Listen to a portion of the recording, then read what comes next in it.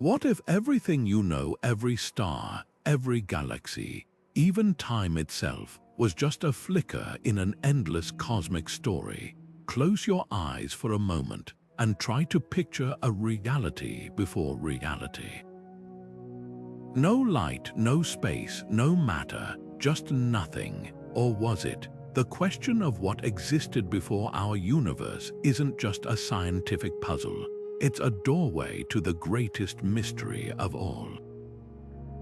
Think about it. We can trace the history of the cosmos back nearly 14 billion years to the fiery burst of the Big Bang. But what came before that moment? Was there a before at all? Philosophers have wrestled with this riddle for millennia, spinning tales of primordial chaos or divine creation. Today, armed with the tools of modern physics, we're peeling back the layers of this enigma, venturing into realms where even the laws of nature as we know them might not apply.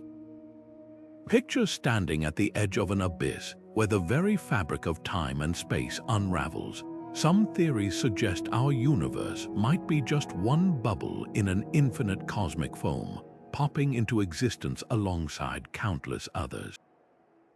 Others propose a cyclical universe where endings birth new beginnings in an eternal dance. And then there's the mind-bending idea that time itself might be an illusion, a construct that didn't exist before the universe began.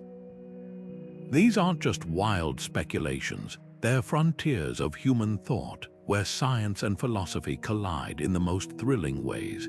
This journey isn't just about equations or abstract concepts, it's about the deepest human longing to understand our place in the grand scheme of things. Every culture has its own origin story, from the ancient myths of cosmic eggs to the modern equations of quantum physics. What unites them is that same spark of curiosity, the need to look beyond the horizon of the known. So let's dive into the unknown together, exploring the wildest, most awe-inspiring ideas about what might have preceded the Big Bang. By the end, you might not have all the answers, but you'll see the universe and even the concept of nothingness in a whole new light. The Big Bang wasn't so much an explosion in space as it was the explosion of space itself, a moment when all the energy, matter, and even the dimensions we take for granted erupted into being. Imagine squeezing the entire universe into a speck smaller than an atom, hotter than any star, and then suddenly everything. That's the picture painted by the Big Bang theory. But here's the twist. While this theory brilliantly explains how the universe evolved from that searing hot beginning, it leaves us staring into the void when we ask what came before. Stephen Hawking famously compared this to asking what's north of the North Pole, a question that loses meaning because the concept of before might not apply. If time began with the Big Bang, trying to imagine a before is like a fish trying to picture life outside water. Yet physicists aren't content with leaving the mystery there. Quantum mechanics, the bizarre rulebook governing the subatomic world, hints at possibilities that defy classical logic. Tiny particles blink in and out of existence in empty space, suggesting that nothingness might be far more restless than we thought. Could our universe have emerged from such a quantum flutter, a random hiccup in the fabric of reality? Then there's the multiverse hypothesis, a dizzying idea that our Big Bang was just one birth among countless others, each spawning its own universe with different laws of physics. Picture a cosmic bubble bath where new universes constantly form, collide, or drift apart. Some might harbor life, while others could be barren or collapse instantly. It's a vision that turns the question of before on its head. Instead of a single origin, there might be an eternal tapestry of beginnings. Yet even these mind-bending theories can't escape a deeper puzzle. If something sparked the Big Bang, what sparked that? The search for answers pushes science to its limits, where equations blur into philosophy. But that's what makes this journey so thrilling. Every step forward peels back another layer of the unknown, revealing just how much we have left to discover. The Big Bang Theory is like a brilliant flashlight in a vast cosmic cave. It illuminates so much, yet leaves profound shadows at the edges of our understanding. While it beautifully describes how the universe expanded from an unimaginably hot, dense state, it stumbles when we ask what set that initial fireball into motion. Think of it like watching a movie starting from the second frame. We see the action unfold, but we're left guessing at the opening scene. The equations of general relativity, which underpin the Big Bang model, famously break down at the moment of singularity, where density and temperature become infinite. It's as if the universe handed us a user manual that abruptly stops at chapter 1. This isn't just a tiny gap in our knowledge, it's a yawning chasm. Why, for instance, was the early universe so perfectly balanced? The Big Bang couldn't have randomly produced a cosmos with just the right amount of clumpiness to form galaxies, or the precise expansion rate to avoid immediate collapse. It's like tossing a coin and having it land on its edge trillions of times in a row. Some physicists argue this fine-tuning hints at a deeper story, one where the Big Bang wasn't a true beginning but more like a cosmic reboot. Imagine the universe as a phoenix cycling through endless deaths and rebirths. In these bouncing models, a previous universe might have collapsed inward, reaching a point of extreme density before rebounding outward as our own universe. Time wouldn't start at the Big Bang, it would just bend, like a loop in a river. Then there's the audacious idea that our universe is just one note in an infinite symphony of parallel realities. If the multiverse exists, each with its own unique physics, the Big Bang might simply mark the moment our particular bubble of spacetime inflated into existence. Picture a pot of water boiling, countless bubbles form, each a self-contained universe with its own rules. In this scenario, the question of what came before becomes almost quaint, like a goldfish asking what's outside its bowl when the ocean stretches beyond. Yet even these imaginative theories bump against the limits of human comprehension. When we peer back toward time zero, we're not just pushing against scientific boundaries, we're confronting the very nature of reality. Perhaps the answer lies in a theory that unites quantum mechanics and gravity, a framework where time and space emerge from something even more fundamental. Until then, the pre-Big Bang universe remains the ultimate cold case, a mystery written in the fading echoes of creation itself. What does nothing really mean when we strip away all our assumptions?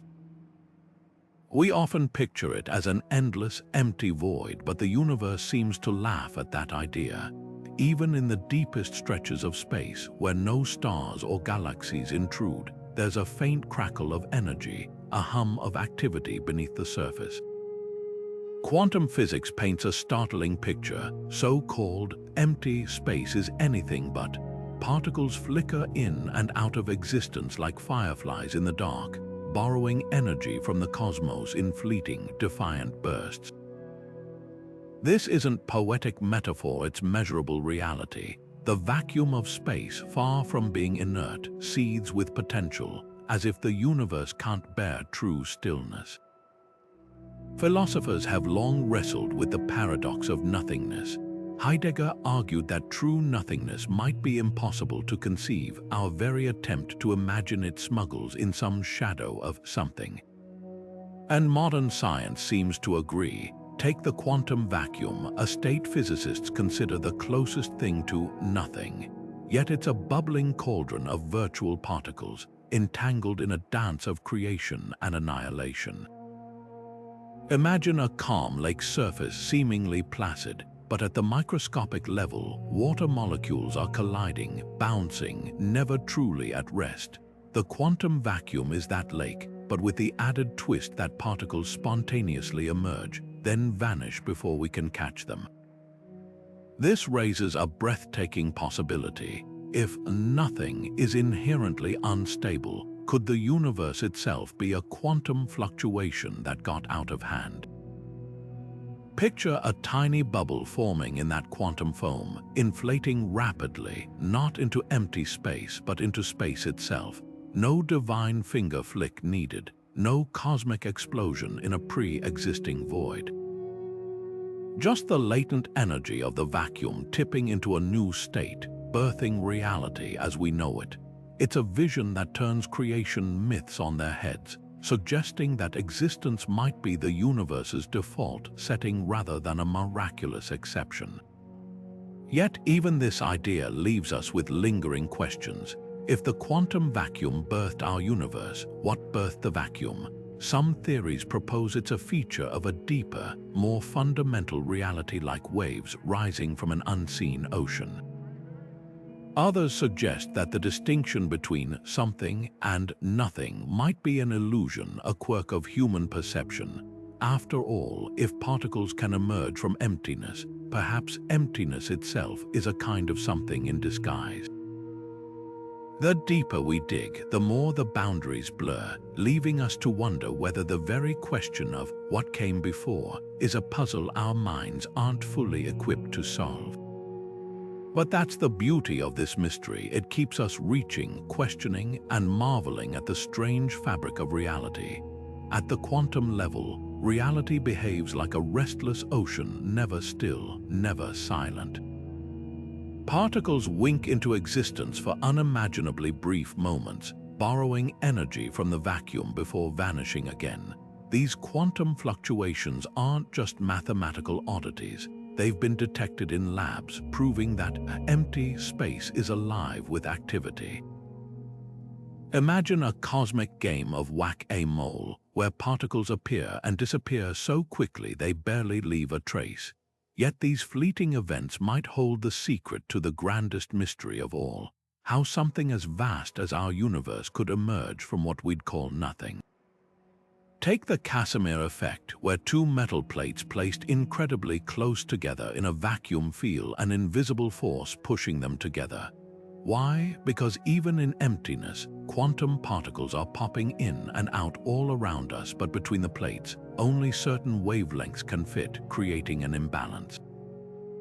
It's like being in a crowded room where more people keep bumping into you from one side than the other. This isn't theoretical. It's measurable proof that the vacuum of space is anything but passive. If such energy exists everywhere, could it have been the seed for everything? Some theories suggest our universe might be the rare quantum fluctuation that didn't vanish, a bubble in the quantum foam that grew exponentially, inflating into the cosmos we know. Picture blowing soap bubbles on a windy day. Most pop instantly, but one catches a gust, swelling larger and larger until it's floating far beyond where it began. In this view, the Big Bang wasn't a singular event but part of an endless cycle of creation, where universes arise from the froth of quantum possibility. This idea turns the traditional notion of a beginning on its head.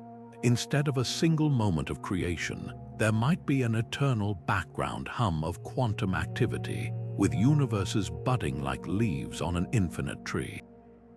Some could last mere moments, collapsing back into the void, while others, like ours, stabilize and expand. It's a humbling thought. We might live in a cosmic accident, a statistical outlier in an ocean of failed attempts. Yet the quantum vacuum itself raises deeper questions. Where do these fluctuations come from? Could they be echoes of a deeper structure, a more fundamental layer of reality we haven't yet uncovered? Some physicists speculate that space-time itself might emerge from an underlying quantum network, like a 3D hologram projected from a 2D surface. If true, our search for origins might need to look beyond time and space altogether, into a realm where the very concepts of before and after lose their meaning. The beauty of these ideas isn't just in their strangeness, it's in how they force us to rethink the nature of existence.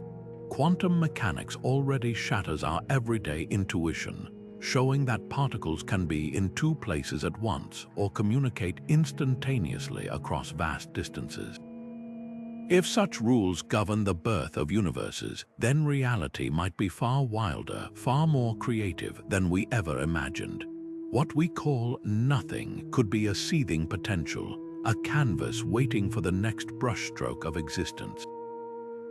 The multiverse idea stretches the imagination like taffy. What if our universe isn't the whole show, but just one act in an endless cosmic play? Picture a vast, bubbling ocean where each rising droplet is an entire universe, inflating with its own unique physics. Some might have stars that burn with purple flames, others might crumple instantly under the weight of their own gravity, and a rare few, like ours, might strike the delicate balance needed for life. This isn't science fiction. It's a serious scientific hypothesis called eternal inflation, where the fabric of reality is constantly birthing new universes like a never-ending fireworks display. Think of it like a cosmic bakery where the dough of spacetime keeps expanding and pockets of it pinch off to form their own independent loaves, each with a slightly different recipe.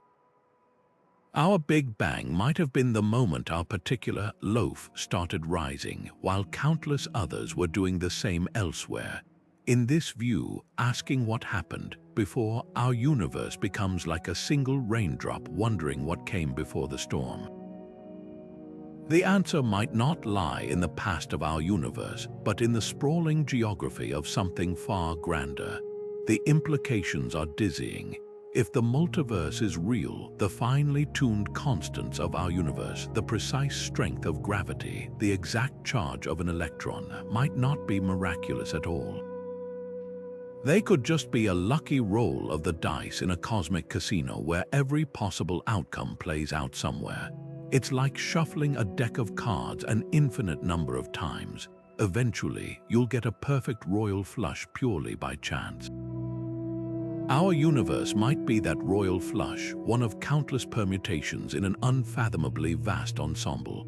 But how could we ever test such a mind-bending idea? Some theorists suggest looking for bruises in the sky, cosmic fingerprints, left if our universe ever collided with another.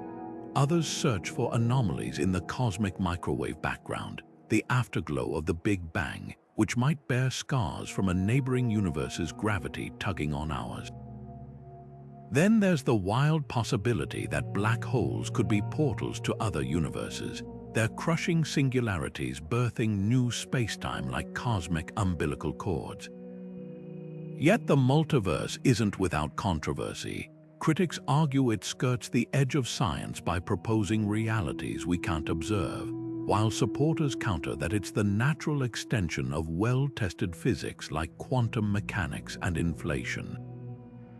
What's undeniable is how it reshapes the search for origins. If our universe is part of a multiverse, the question isn't just what came before the Big Bang, but what landscape does our universe float in? The multiverse doesn't erase the mystery, it expands it, turning a single origin story into an epic with infinite chapters. This idea forces us to confront the limits of human intuition. We evolved to navigate a world of medium-sized objects moving at medium speeds, not to grasp realities where time might branch like tree roots or space curve into higher dimensions. The multiverse isn't just a theory about the cosmos. It's a mirror held up to our own cognitive limits, showing how much grander reality might be than our brains are wired to perceive. And that's what makes it so thrilling, not because it offers easy answers, but because it opens doors to questions we're only beginning to frame. What if the Big Bang wasn't a beginning at all, but just another turn in an endless cosmic wheel? The idea of a cyclical universe is as ancient as human contemplation itself. Hindu scriptures spoke of Brahman's breath, exhaling universes into existence before inhaling them back into nothingness, only to begin again. Today, this poetic vision finds eerie echoes in the equations of modern physics. Picture a cosmic pendulum swinging between expansion and contraction, where each Big Bang is preceded by a big crunch, a moment when all matter and energy collapse back into a searing hot seed, ready to burst forth anew. One of the most compelling modern takes on this idea comes from physicist Roger Penrose's conformal cyclic cosmology. In this model, the universe doesn't just rebound, it resets. As space stretches toward infinity in the far future, atoms decay, black holes evaporate, and even time loses its meaning. At this point, the universe becomes mathematically indistinguishable from the hot, dense state of a new Big Bang. It's like a phoenix reducing itself to ashes, only for those ashes to spontaneously ignite into another phoenix. The cycle continues, not in a repetitive loop, but in an endless chain where each universe inherits faint echoes of the one before. Penrose even claims to have detected circular patterns in the cosmic microwave background, potential fingerprints of a previous eon's black holes imprinted on our own sky. But cyclical models face a formidable challenge: entropy. The second law of thermodynamics tells us disorder always increases, like a sandcastle crumbling grain by grain. If the universe has cycled endlessly, why hasn't entropy maxed out by now, leaving each new iteration more chaotic than the last? Some theorists propose that during the Big Crunch, gravity somehow resets entropy, wiping the cosmic slate clean. Others suggest that in the vast stretches of time between cycles, quantum fluctuations could spontaneously reorganize matter into a low-entropy state, a cosmic stroke of luck so improbable it defies belief. Then there's the enigma of time's arrow. Why do we remember the past but not the future? In a cyclical universe, time might flip its direction at each crunch, with causality looping back on itself like a Möbius strip. Imagine a universe where stars first explode outward, then reverse course, collapsing into the very seeds that birthed them. To an outside observer, it might look like a celestial ballet endlessly rehearsed. The appeal of cyclic models lies in their elegance. They sidestep the singularity problem by replacing a single, inexplicable beginning with an eternal rhythm. But they also force us to rethink what eternity even means. If time is cyclical, then beginnings and endings are illusions, mile markers on an infinite highway. Our lives, our galaxies, even our laws of physics might just be temporary eddies in a river that has no source and no mouth, only an endless current. Whether this vision reflects reality or just our longing for cosmic symmetry remains one of the most tantalizing puzzles in physics. After all, if the universe has cycled countless times before, who's to say we're not living in the first draft of an endless story? What if the fabric of reality isn't just the three dimensions we move through every day, but something far richer, a cosmic symphony playing out in hidden layers we can't perceive? String theory dares to suggest exactly that, proposing that the universe's most fundamental building blocks aren't point-like particles but unimaginably tiny strings, vibrating in 10 or even 11 dimensions. Picture a guitar string humming at different frequencies to produce distinct notes. In this radical framework, an electron might be one vibrational pattern, a quark another, each particle just a different resonance in an unseen orchestra of strings. But where are these extra dimensions? Imagine an ant crawling along a telephone wire. From a distance, the wire seems one-dimensional, but up close, the ant can move around its circumference too. Similarly, the extra dimension string theory predicts might be curled up so tightly, smaller than a trillionth of an atom, that we'd never notice them in daily life.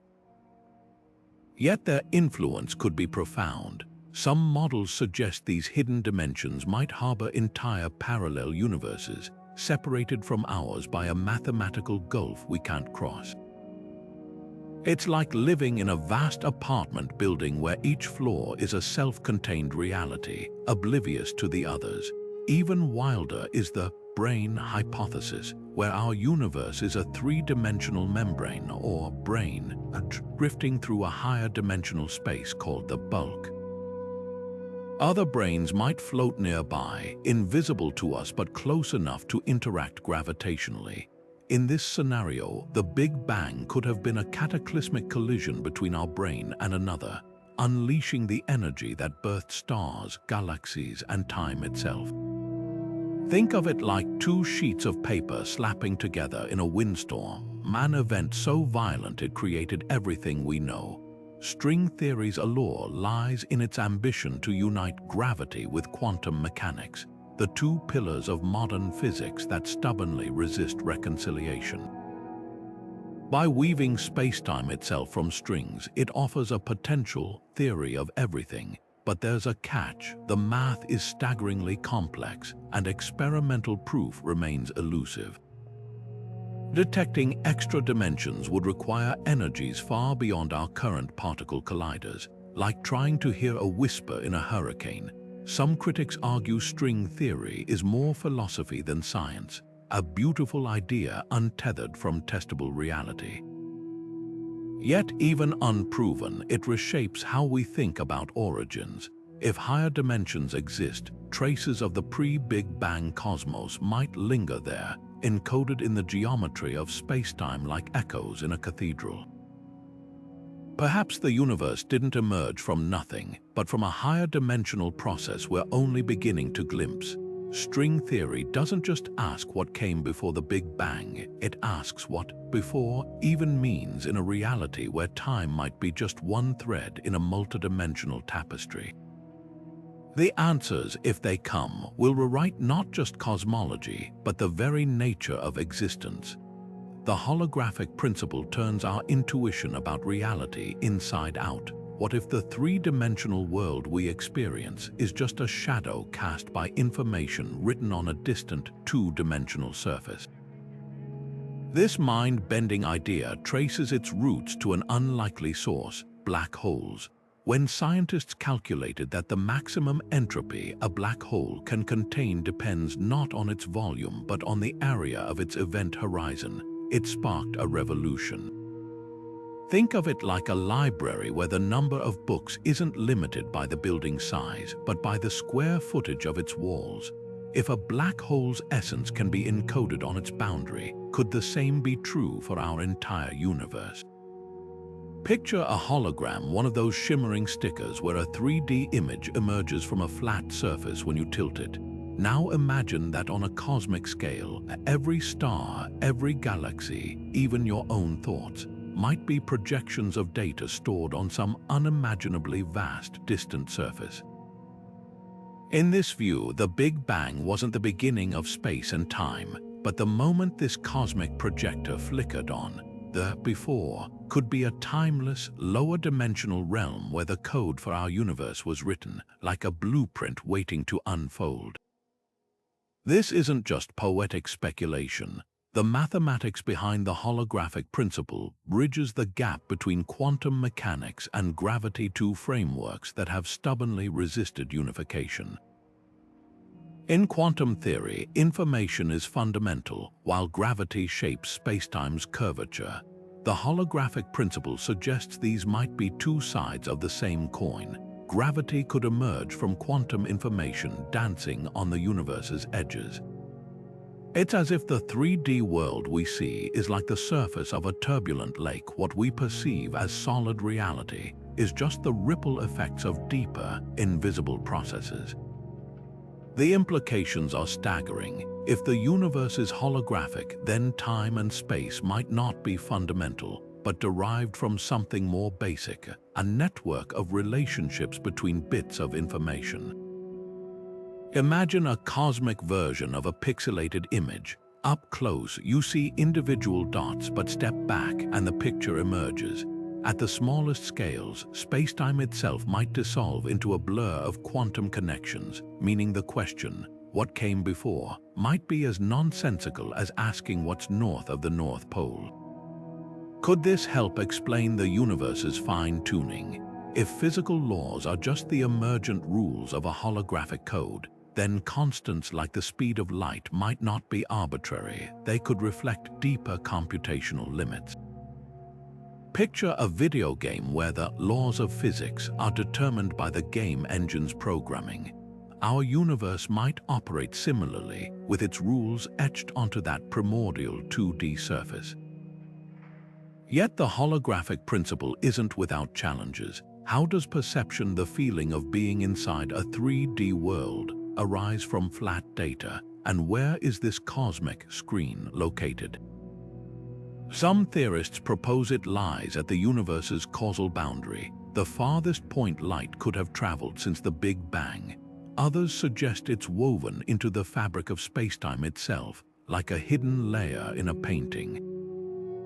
What makes this idea so captivating isn't just its audacity, but its potential to reframe existence. If true, we're not just inhabitants of the universe, we're patterns in its grand projection, fleeting constellations of information in an infinite hologram. The search for origins then becomes a quest to decode the cosmic cipher, to read the universe's source code written in the language of quantum bits. And that might be the most astonishing revelation of all, that reality, in its deepest essence, could be made not of matter or energy, but of meaning. Time isn't just a backdrop to the universe, it might be part of the cosmic script itself, written into existence alongside space and matter. But here's the twist: if time began with the Big Bang, the word before loses its grip. Asking what came before time is like a character in a novel wondering what happened before the first page. The question might not just be hard to answer, it could be fundamentally flawed. Some physicists argue that time isn't an eternal river flowing endlessly, but more like a bridge that only exists once the universe builds it. Loop quantum gravity takes this idea even further, proposing that time isn't smooth and continuous but made of tiny, indivisible chunks like grains of sand in an hourglass. At the smallest scales, time might flicker in and out, dissolving into a quantum foam where before and after blur.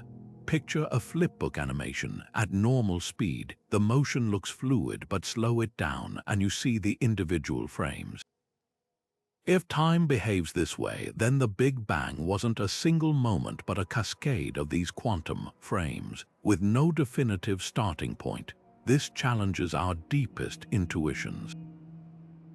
We're wired to think in sequences: cause followed by effect, breakfast before lunch. But if time is emergent, stitched together from something more basic, then causality itself might be a cosmic illusion.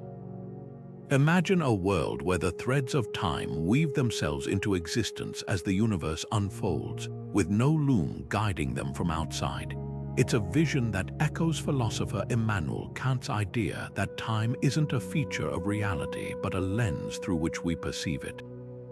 Yet even these radical theories can't escape a haunting question. If time isn't fundamental, what is? Some researchers turn to mathematics, suggesting that timeless equations might underpin reality, with time emerging like temperature arises from the motion of particles. Others explore timeless physics, where the universe is a static block of all possible events, and our sense of time is just a slice we're moving through. Think of a DVD containing an entire movie. The scenes exist all at once, but we experience them moment by moment. The most startling possibility is that time might be a collective hallucination, a story the universe tells itself to make sense of change. Just as a movie creates the illusion of motion from still frames, our brains might construct time from deeper, timeless processes. This wouldn't make time any less real to us, just as a dream feels vivid while you're in it, but it would mean the universe's true workings operate outside our linear experience. What's at stake isn't just cosmology, but the nature of existence itself. If time is emergent, then the search for origins shifts from what happened before to what generates the illusion of before? The answers might lie in quantum entanglement, where particles instantaneously influence each other across space, seemingly ignoring time's flow, or in black holes where time grinds to a halt at the event horizon, revealing its fragile hold on reality. These ideas don't just redefine time, they redefine us. Our memories, our plans, even our sense of self are built on time's arrow. If that arrow is a cosmic sleight of hand, then we're not just observers of the universe but participants in its grandest magic trick. The mystery of time isn't just about physics.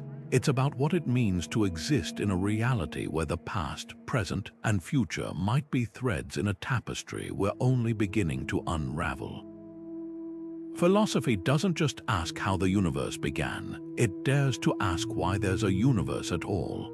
Centuries before the Big Bang Theory, thinkers like Gottfried Leibniz grappled with the ultimate question: why does anything exist instead of pure nothingness? It's a puzzle that physics alone can't solve, because it's not about equations or evidence, it's about the very ground of being. Leibniz argued that nothing happens without a reason, a principle he called sufficient reason. If the universe exists, there must be an explanation for its existence, even if that explanation lies beyond the reach of telescopes or particle colliders. But what if the universe doesn't need a cause? Some philosophers, like Bertrand Russell, countered that asking for a reason behind everything might be a category error. The universe could simply be a brute fact, a reality that exists without deeper justification, like an endless chain of dominoes with no first push. Imagine standing in a forest and asking, why are there trees here? The answer might just be, because seeds fell, soil existed, and time passed. No grand design required. This view, called metaphysical naturalism, suggests that searching for a before the universe is as futile as asking what's north of the North Pole. Yet others find this unsatisfying. Theologians and metaphysicians have long proposed that reality might rest on a necessary being, something that exists by its very nature, like the concept of numbers or logic. In this framework, the universe isn't a contingent accident but an inevitable expression of deeper principles. Picture a geometric theorem. Once the axioms are in place, the conclusions must follow. If existence works similarly, then the Big Bang wasn't a random event but the unfolding of an eternal truth.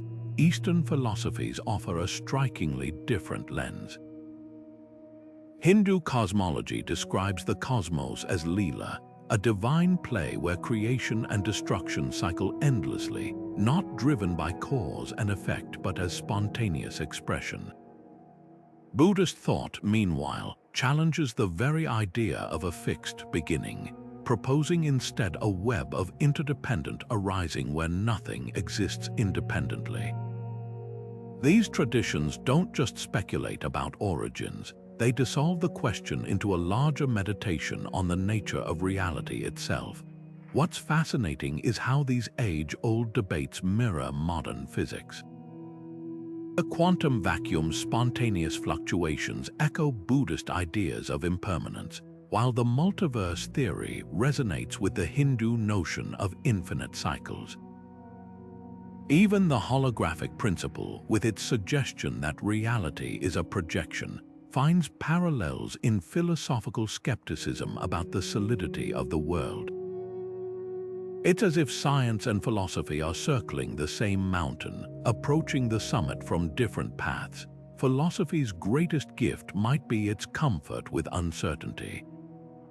While science seeks definitive answers, philosophy revels in the questions, reminding us that some mysteries might transcend human cognition. After all, if the universe is truly all there is, how could we, products of that universe, ever step outside it to see its origins? Like fish trying to describe water, we might lack the language or perspective to grasp the full picture, and perhaps that's okay.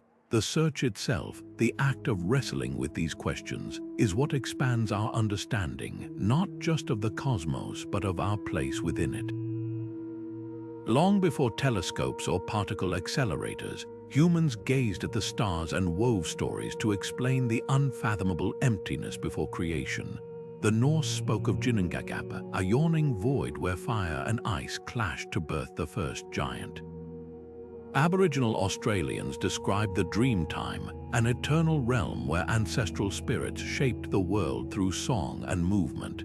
These myths aren't just ancient bedtime stories. They're profound attempts to grapple with the same mystery that keeps physicists awake at night: how something emerged from seeming nothingness.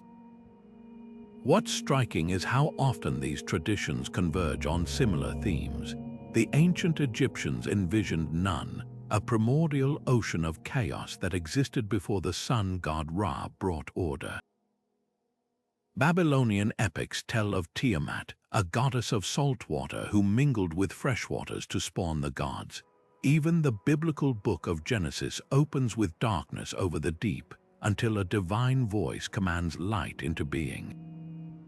Chaos transforming into order isn't just a literary motif, it's a recurring intuition about the universe's birth, one that eerily mirrors modern cosmology's description of quantum fluctuations erupting from apparent emptiness. But myths do more than personify forces of nature. They encode deep existential questions. The Hindu Rigveda, composed over 3,000 years ago, ponders creation with startling sophistication. There was neither non-existence nor existence then. There was neither the realm of space nor the sky which is beyond. This isn't far from contemporary physics wrestling with whether nothing is truly possible. Similarly, the Maori creation story describes Rangi and Papa, Sky Father and Earth Mother, locked in an embrace so tight no light could exist between them until their children forced them apart. The imagery feels almost allegorical for the inflationary expansion of spacetime after the Big Bang. The contrasts with science, though, are just as revealing. Where myths often attribute creation to conscious beings, gods, spirits, or cosmic animals, physics seeks impersonal mechanisms. Yet both traditions share a core impulse to find patterns in the unknown. The Greek chaos to cosmos narrative mirrors the thermodynamic arrow of time, while the Mayan Popol Vuh describes multiple cycles of creation and destruction, reminiscent of modern multiverse or cyclic universe models. Even the Norse idea of worlds layered atop one another, from fiery Muspel Heim to icy Niflheim, feels oddly prescient of theories about higher dimensions or parallel realities. Perhaps what unites these ancient stories and cutting-edge theories is humanity's refusal to accept mystery as the final answer. Whether through sacred ritual or mathematical formalism, we keep reaching for understanding. The Dogon people of Mali, for instance, mapped the orbits of stars invisible to the naked eye, embedding astronomical knowledge in oral traditions. Today's scientists decode the cosmic microwave background like priests reading omens in smoke. Different methods, same yearning. These myths remind us that science doesn't erase wonder, it reframes it. They invite us to see cosmology not just as equations on a chalkboard, but as the latest chapter in an eternal human conversation. When a physicist describes vacuum energy or quantum foam, they're speaking the modern dialect of a language first spoken around campfires millennia ago. The names have changed. Tiamat becomes dark energy, untinkablе transforms into quantum vacuum, but the quest remains to illuminate the darkness before the dawn of everything. What if the universe isn't just aware of itself? What if it is awareness? The idea that consciousness might be more than a byproduct of brains, but instead the very fabric of reality, is one of the most provocative twists in the search for origins. Quantum mechanics already nudges us in this direction with its observer effect, where particles seem to choose their state only when measured.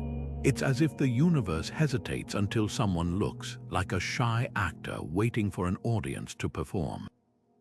But take this further. What if the act of observation isn't just influencing reality? What if it's creating it? Philosopher Bernardo Kastrup champions this radical view, arguing that consciousness isn't an emergent property of matter but the ground of being itself. Picture reality as a vast, dreaming mind, not a metaphor, but a literal description. In this framework, the physical universe is the thought of a cosmic consciousness, unfolding like a story within an infinite imagination. The Big Bang wouldn't be the start of matter and energy, but the moment this primordial awareness began to manifest, like a dreamer conjuring a world in their sleep. It's a vision that echoes ancient Hindu and Buddhist teachings, where the material world is Maya, an illusion spun by the divine mind. Even some physicists flirt with these ideas. The famous double-slit experiment, where particles behave as waves until observed, suggests that measurement collapses possibilities into concrete reality. Nobel laureate Eugene Wigner took this further, proposing that consciousness itself causes the collapse. Imagine a cosmic game of 20 questions, where the universe only defines itself when probed. If true, then the before might not be a void of particles or energy, but a sea of pure potential, waiting for the first act of attention to crystallize into form. But how could consciousness exist without a brain to house it? Proponents point to near-death experiences, where people report vivid awareness during clinical brain inactivity, or psychedelic states that dissolve the boundary between self and cosmos. These phenomena hint that mind might not be confined to neurons but could be a fundamental feature of existence, like gravity or light. In this view, your thoughts aren't just sparks in your skull, they're ripples in a universal field of awareness. Critics dismiss this as panpsychism, the idea that everything, from atoms to galaxies, possesses some form of consciousness. Yet even skeptics admit the hard problem of consciousness remains unsolved. Why does subjective experience exist at all? If physics can't explain how mere matter generates the taste of coffee or the color red, maybe we're looking at the puzzle backward. Perhaps consciousness doesn't emerge from the universe. Perhaps the universe emerges from consciousness. This idea doesn't just reshape cosmology, it redefines us. If consciousness is primary, then our quest to understand the universe's origins might actually be the universe's quest to understand itself. Every scientific observation, every philosophical question becomes a mirror held up to the cosmos by the cosmos. The line between seeker and sought blurs until there's only one question left, not what came before, but who's asking. Black holes aren't just cosmic vacuum cleaners, they might be universe factories. At their cores, where gravity crushes matter into an infinitely dense point called a singularity, the laws of physics as we know them snap like twigs. But here's where it gets wild. Some theorists suggest that inside this chaotic oblivion, conditions could become so extreme that space-time reboots, birthing an entirely new universe. Picture a Russian nesting doll where each black hole contains a fresh cosmos, expanding into its own dimensions beyond our perception. This idea flips the script on origins. Instead of the Big Bang emerging from nothing, it could be the explosive exit wound of a black hole in another reality. Physicist Lee Smolin calls this cosmological natural selection, universes evolving through black hole reproduction, with each new one inheriting slightly tweaked physical constants. The universes best suited to making black holes would spawn more offspring, creating a cosmic Darwinism where the multiverse favors black hole-rich designs. Our universe, with its perfect balance for star and galaxy formation, might just be a successful product of this cycle. On the flip side, white holes are the hypothetical opposites of black holes, regions where matter and energy gush outward uncontrollably like a cosmic fire hose. While no white hole has ever been observed, the math allows for their existence. Some models suggest that when a black hole singularity punches through to another space-time, it emerges as a white hole in the new universe. Imagine a tunnel where one end sucks everything in, and the other end spews it out as the raw material for a new reality. If this is true, the Big Bang could have been the white hole eruption of a parent universe's collapsed star. The implications are staggering. Our entire cosmos, with its hundreds of billions of galaxies, might be the recycled remains of some other universe's catastrophic collapse. This would mean the night sky isn't just a collection of stars, it's the shimmering aftermath of a cosmic inheritance. And if black holes are the engines of creation, then the supermassive ones lurking at galactic centers aren't just destroyers, they're potential midwives for future realities. Yet this theory isn't without wrinkles. For one, anything crossing a black hole's event horizon gets stretched into spaghetti by tidal forces, hardly the gentle start a newborn universe might need. Some models propose that quantum effects could smooth out this violence, like a cosmic shock absorber. Others argue that the information swallowed by black holes must be preserved somehow, leading to the controversial firewall hypothesis, where the event horizon becomes a searing wall of energy. What's compelling is how this idea ties together two cosmic mysteries, the origins of our universe and the fate of black holes. Instead of a one-time creation event, we might live in an eternal cycle of collapse and rebirth, a grand celestial heartbeat where universes live, die, and give birth to new ones. It's a vision that merges the poetic with the scientific, where death isn't an end, but a transformation on the scale of existence itself. Imagine a cup shattering on the floor, pieces scattering in every direction, never spontaneously reassembling. This everyday observation captures the essence of entropy, the universe's relentless march toward disorder. Yet here's the paradox: if chaos always increases, how did our universe begin with such exquisite order? The Big Bang wasn't just hot and dense, it was astonishingly organized, like a library where every book starts perfectly shelved before slowly tumbling into disarray. This improbable starting point, known as the past hypothesis, might hold the key to time's arrow and the deeper story of cosmic origins. The second law of thermodynamics isn't just a rule, it's the universe's playwright, scripting time's irreversible flow. Every time you mix cream into coffee or feel warmth escape from a steaming mug, you're witnessing entropy in action. But zoom out to cosmic scales, and this law becomes even more profound. The early universe's low entropy was like winding up a clock spring, storing potential that would unwind over billions of years, driving the formation of galaxies, stars, and life itself. Without this initial tight coil of order, time as we know it wouldn't have a direction. There'd be no before or after, just a meaningless sea of equilibrium. Some theorists propose a breathtaking solution. Our universe might be part of a cosmic reset. Picture a box of gas where molecules eventually reach maximum disorder, but then, against all odds, a random fluctuation kicks them back into perfect alignment. On universal scales, this could mean a prior phase, perhaps a collapsing universe, or a quantum bounce reset entropy to near zero, giving our cosmos a fresh starting line. It's like a phoenix not just rising from ashes, but meticulously reorganizing those ashes into a pristine new form. Roger Penrose's conformal cyclic cosmology takes this further, suggesting that in the far future, when black holes evaporate and particles decay, the universe becomes mathematically indistinguishable from its ultra-ordered beginning, allowing the cycle to repeat.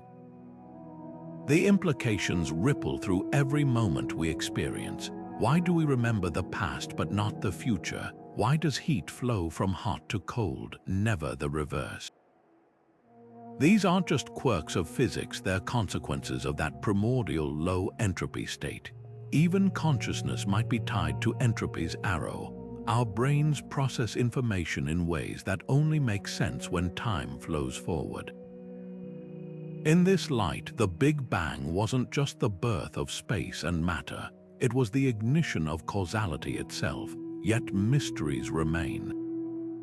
If entropy reset at the Big Bang, what mechanism could orchestrate such a delicate operation? Quantum gravity theories hint that spacetime itself might have a granular structure, allowing entropy to drain away like sand through an hourglass when the universe contracts. Others propose that the multiverse's infinite variety includes rare universes born with freakishly low entropy by sheer chance. And we, of course, find ourselves in one where time's arrow makes life possible. The arrow of time doesn't just point forward, it points backward too, toward the universe's first whispered secret. By tracing its path, we're not just studying physics, we're reading cosmic tea leaves, searching for traces of what came before the Big Bang in the very fabric of time's flow. Every irreversible process, from a dying star to a fading memory, is a clue in the greatest detective story of all, how existence found its rhythm in the silent dark before the dawn. The Planck epoch is the ultimate cosmic cold case, a sliver of time so brief it makes a nanosecond seem eternal, yet holding secrets that could rewrite everything we know about reality. Picture the universe just 10 to the minus 43 seconds old, a realm where temperatures soared to 10 to the 32 degrees, and densities were so extreme that spacetime itself writhed like a stormy sea. Here, gravity wasn't the gentle curvature we know today, but a roiling quantum force, tangled with the other fundamental interactions in a dance no current theory can fully describe. This is where our physics textbooks tear at the seams. General relativity's smooth spacetime collides head-on with quantum mechanics' chaotic uncertainty, leaving us without a map to navigate the universe's first moments. Efforts to bridge this divide have spawned some of the most daring ideas in modern physics. Loop quantum gravity imagines spacetime as a fabric woven from tiny, indivisible threads. Think of a t-shirt viewed under a microscope, where the smooth cotton reveals itself to be a lattice of intertwined fibers. At the Planck scale, these threads would knot and twist, creating a dynamic mesh where time and space emerge from deeper relationships. It's a vision that banishes the singularity problem, suggesting the Big Bang wasn't a true beginning but a rebound from a previous cosmic contraction, like a quantum trampoline. Then there's causal dynamical triangulation, which takes a radically different approach. Picture building the universe out of geometric building blocks, tiny, triangular chunks of spacetime that assemble like a cosmic Lego set.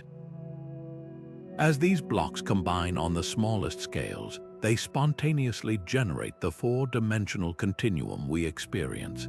It's as if the smooth flow of time is an illusion, emerging from countless microscopic handoffs between these elemental shapes.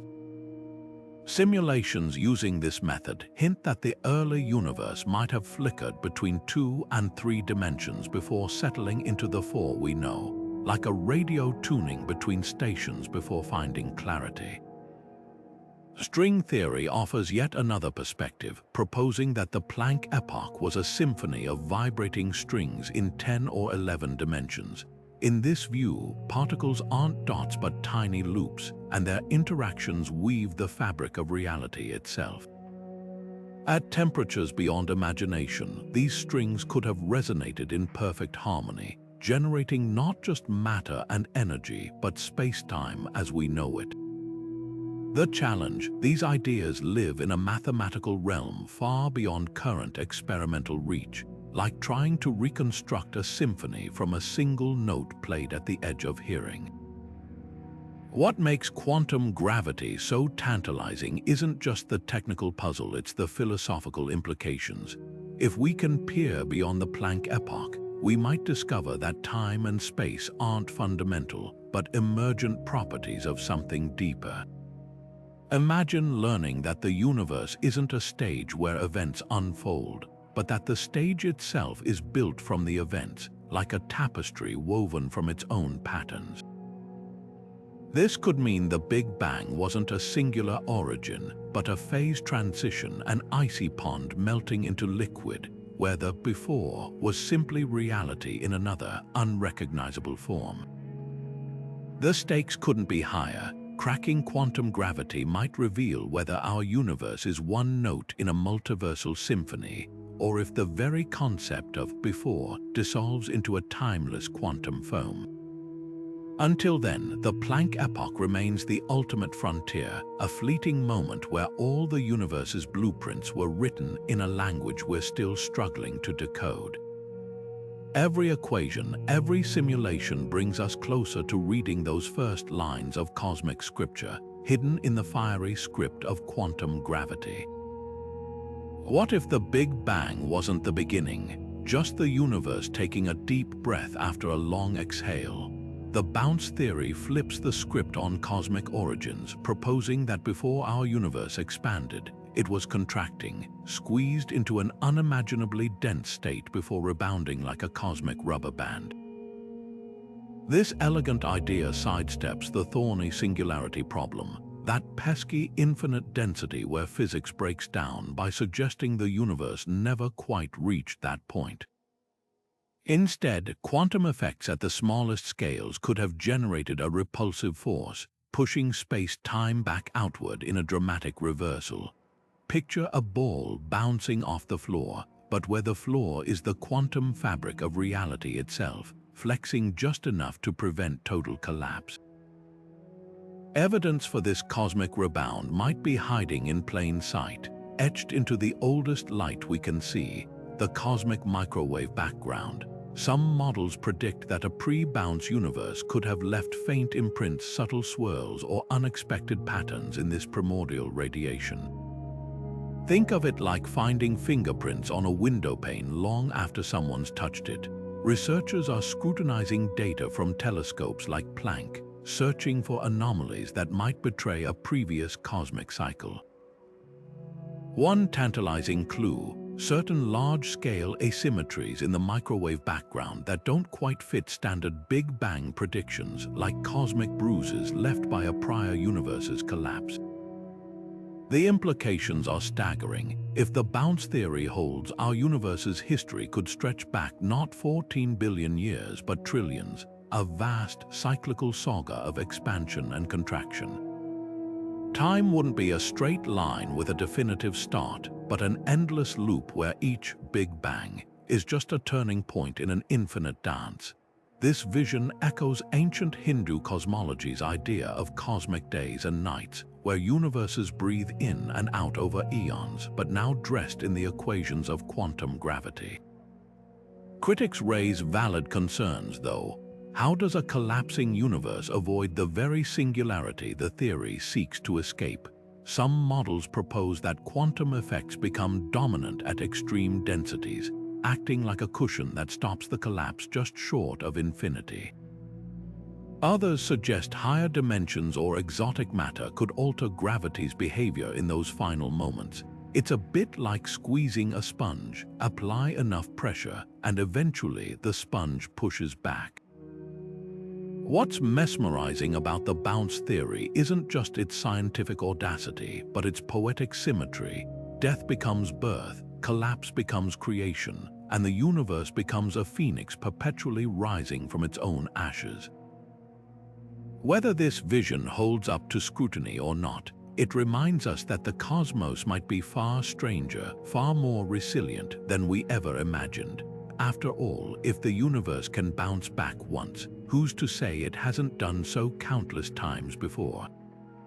The vacuum of space might seem empty, but it's crackling with hidden energy, a quantum simmer beneath the surface of reality. According to quantum field theory, what we call nothing is actually a seething foam of transient particles and fields, each carrying an invisible charge of potential. But here's the twist: this vacuum might not be as stable as it appears. Imagine balancing a marble on the edge of a wine glass. It seems steady, but the slightest nudge could send it crashing down. Our universe could be in a similar precarious state, a false vacuum teetering on the brink of a far more stable, lower energy configuration. If this false vacuum were to decay, a process called vacuum metastability, the consequences would be as dramatic as they are irreversible. A tiny bubble of true vacuum could form anywhere in space, expanding at the speed of light, rewriting the very laws of physics as it spreads. Atoms would unravel, forces would reconfigure, and reality as we know it would vanish in an instant. It's like a cosmic wildfire, except instead of burning trees, it would consume the fundamental constants that make stars shine and life possible, the eerie part. We wouldn't see it coming. One moment, everything's normal. The next, the universe as we know it is gone, replaced by something utterly alien. But this apocalyptic scenario might also hold the key to our origins. Some theorists propose that our Big Bang was the result of a false vacuum decay in a previous universe, a cosmic domino effect where one universe's collapse becomes another's birth. Picture a frozen lake cracking under its own weight, with each fracture spawning new sheets of ice. In this view, the vacuum isn't just empty space. It's a multiversal incubator, endlessly recycling itself through phase transitions. The math behind this idea comes straight from the playbook of quantum field theory. The Higgs field, which gives particles their mass, is particularly suspect.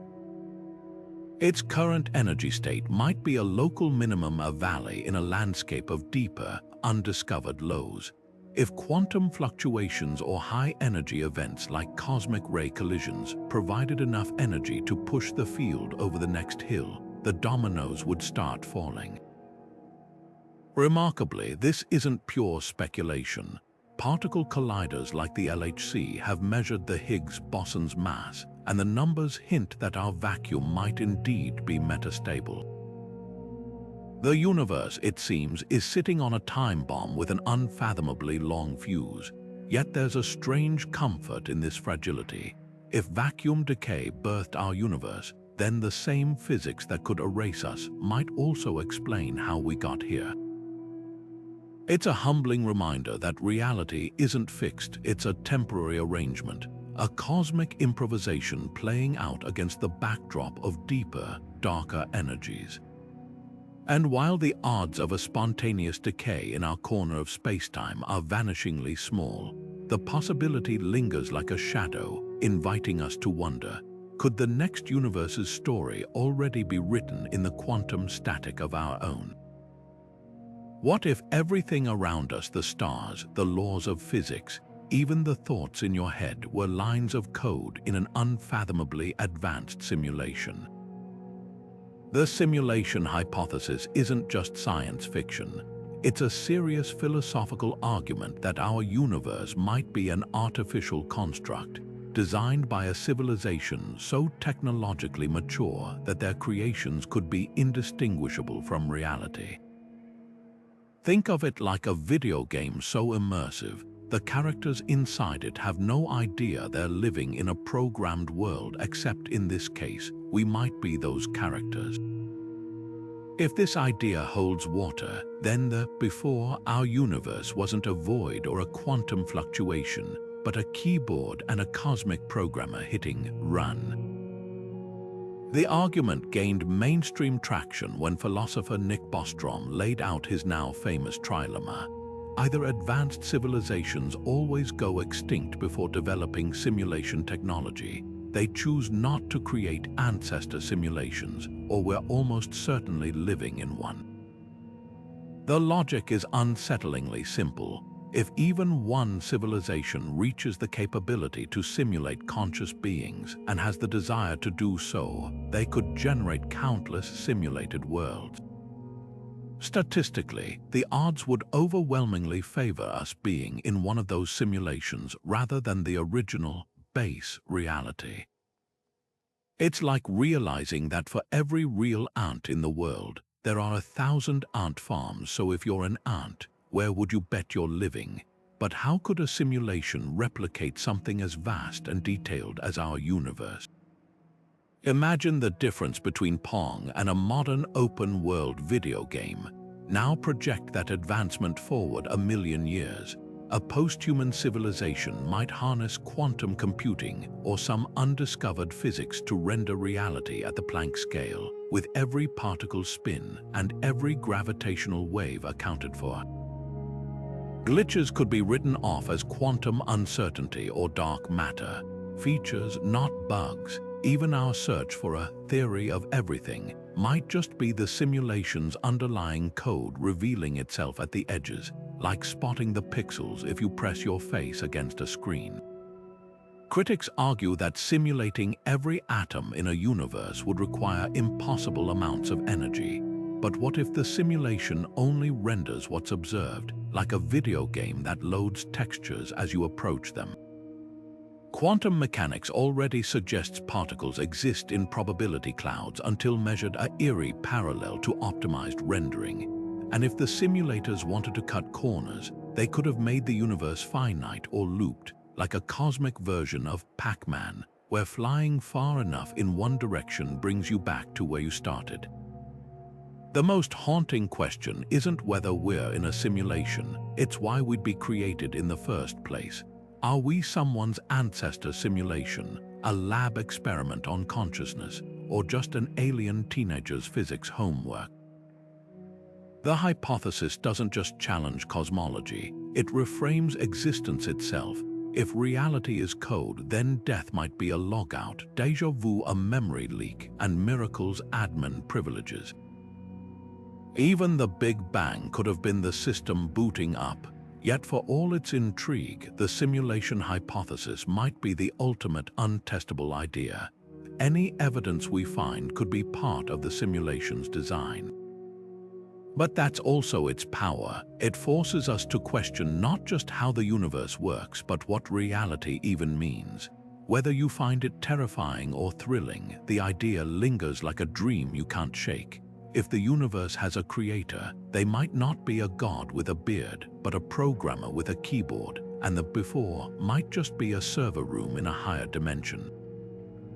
We see galaxies spinning faster than they should, cosmic structures growing larger than gravity alone can explain, and the universe expanding at an accelerating pace, all driven by forces we can't see or touch.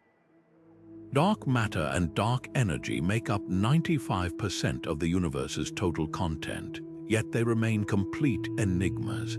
It's like living in a house where the walls, floors, and ceiling are invisible, held together by some unseen scaffolding we don't understand. But what if these mysterious forces aren't just passive ingredients? What if they're cosmic leftovers, echoes from a reality that existed before our own? One provocative idea suggests dark energy, the force speeding up the universe's expansion, might be the lingering imprint of a previous cycle. Picture a stretched rubber band snapping back after being pulled too far. If the universe before ours collapsed in a big crunch, the energy from that collapse could have rebounded as dark energy, fueling our own expansion like a cosmic slingshot. Some models even propose that dark matter, which clumps around galaxies like invisible glue, could consist of particles so exotic they're fossils from a pre-Big Bang era relics from a time when physics operated under entirely different rules. The clues might be hiding in plain sight. The way galaxies rotate, the way massive clusters bend light, even the faint whispers of radiation from the early cosmos. All of these could be breadcrumbs leading back to the universe's shadowy ancestry.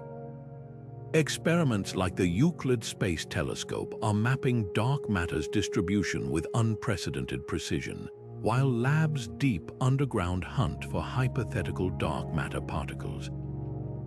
Each detection, or even each non-detection, peels back another layer of this mystery. Yet the boldest theories go even further. If dark energy's strength changes over time, as some observations hint, it could mean we're witnessing the slow unraveling of a deeper cosmic fabric. Imagine dark energy as the fading echo of a gong struck in a prior universe, its vibrations still shaping our reality billions of years later. Or consider the wild possibility that dark matter isn't matter at all, but knots in space-time itself, tangled remnants from when our universe first crystallized out of whatever came before. The irony is profound. The very stuff that makes up most of reality might be the key to understanding where reality came from. Every time we measure a galaxy's rotation, every time we chart the universe's accelerating expansion, we're not just studying the cosmos as it is, we might be reading the faint signature of a world that once was.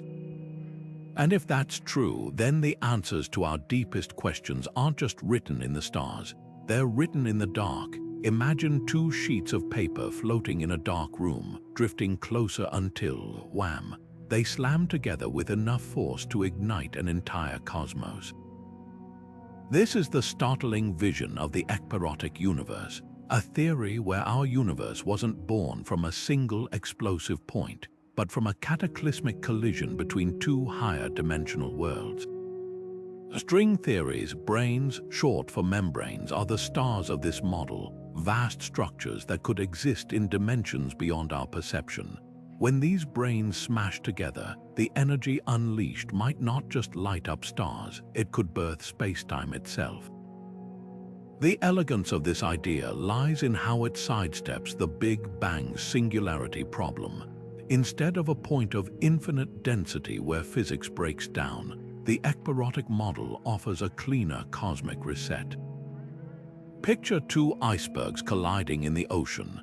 The impact sends shockwaves through the water, but the ice itself remains intact. Similarly, when brains collide, their interaction could generate the heat and turbulence needed to spawn a universe, all while avoiding the mathematical nightmares of a singularity.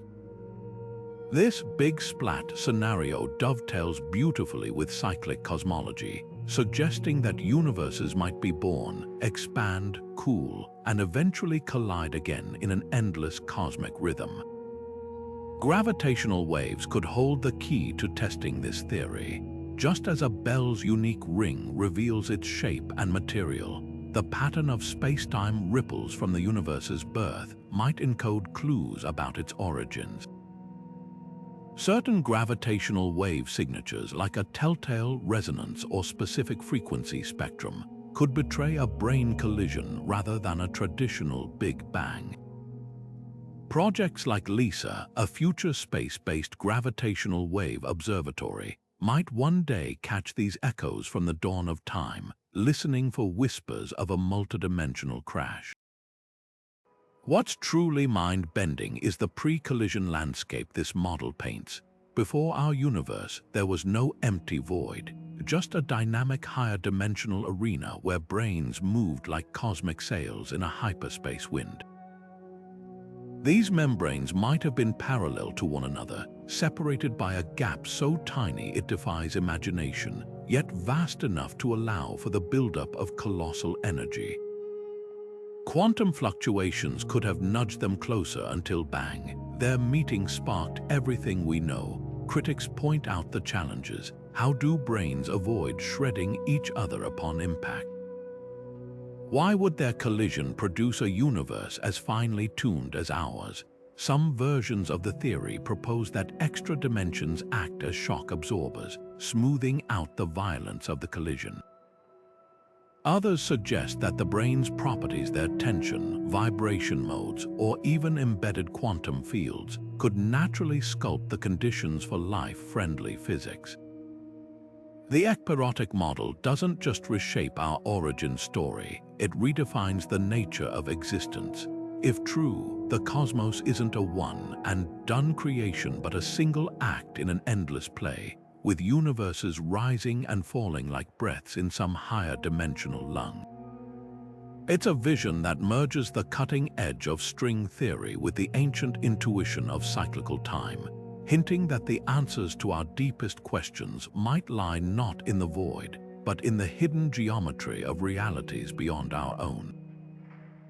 The numbers don't lie. If gravity were slightly stronger, stars would burn out in a cosmic blink. If the electromagnetic force were a fraction weaker, atoms would never bond. The universe's constants are dialed in with such precision that even minor tweaks would render life impossible. This eerie fine-tuning isn't just a curiosity, it's a cosmic riddle wrapped in the anthropic principle, the idea that we observe these exact values because they're the only ones that allow us to exist. It's like stumbling into a room where the thermostat, oxygen levels, and lighting are all perfectly set for you, then realizing there's no architect in sight. One explanation for this precision is as unsettling as it is elegant: the multiverse. If countless universes exist, each with random physical constants, then statistically, a few will hit the jackpot. We just happen to live in one where the numbers lined up for life, like lottery winners marveling at their odds without seeing the millions of losing tickets. String theory's landscape of possible universes supports this, suggesting physical laws might be as variable as weather patterns across an infinite cosmic archipelago. In this view, fine-tuning isn't a miracle, it's survivorship bias on a grand scale, but not everyone finds this satisfying. Critics argue that positing an infinite array of unseen universes merely kicks the can down the road. Enter the designer hypothesis, the idea that a conscious intelligence set the dials intentionally. This doesn't necessarily mean a traditional deity. Some physicists flirt with the notion of a superintelligent civilization running universe simulations, or even a self-configuring cosmic algorithm. The challenge here is scientific. How do you test a hypothesis that, by definition, might operate beyond physical law? Then there's the radical middle ground. What if the universe's constants aren't arbitrary at all? Just as pi emerges inevitably from the geometry of a circle, perhaps the values we observe are the only mathematically consistent ones. Some unified field theories hint at this, suggesting that what appears finely tuned might actually be locked into place by deeper symmetries. Imagine discovering that water always freezes at 0 degrees Celsius, not because of fine-tuning, but because the laws of thermodynamics demand it. The anthropic principle forces us to confront our place in the cosmos. Are we the improbable beneficiaries of a cosmic roll of the dice, the intended outcome of a grand design, or witnesses to a deeper order we've yet to decipher? Each answer carries existential weight. A multiverse renders us spectacularly lucky but cosmically insignificant. A designer implies purpose but invites unanswerable questions. A universe with inevitable laws offers elegance but challenges our notions of free will. Perhaps the most humbling thought is this: fine-tuning might not be about us at all. Life could be an accidental byproduct of a universe optimized for something else entirely: black hole formation, entropy production, or some unknowable quantum process. We're like microbes in a machine built for purposes beyond our comprehension, mistaking the machinery's hum for a lullaby meant just for us. The search for answers isn't just about physics. It's a mirror held up to our deepest hopes and fears about why anything exists at all. Think of the universe not as a collection of stars and galaxies, but as an unfathomably vast hard drive, one where every particle, every force, every ripple of space-time is encoded in bits more fundamental than atoms themselves. This is the radical proposition of digital physics.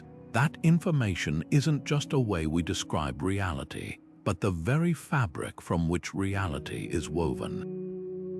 At its core, the theory suggests that the cosmos operates like a quantum computer, processing the rules of existence through ceaseless calculations. If true, before our universe might not have been a void of energy or a singularity, but a sea of pure data, a cosmic operating system waiting to boot up. The clues lie in the strange behavior of the quantum world. Take entanglement, where particles instantaneously influence each other across vast distances, as if sharing a hidden line of code. Or consider black holes, whose event horizons appear to encode information about what falls inside them on their surfaces, like a cosmic thumb drive storing data in 2 dimensions instead of 3. These phenomena hint that information might be the true currency of reality, with matter and energy merely its physical expressions. It's as if we've been studying the shadows on Plato's cave wall, unaware that the real action is happening in the abstract realm of bits and logic gates.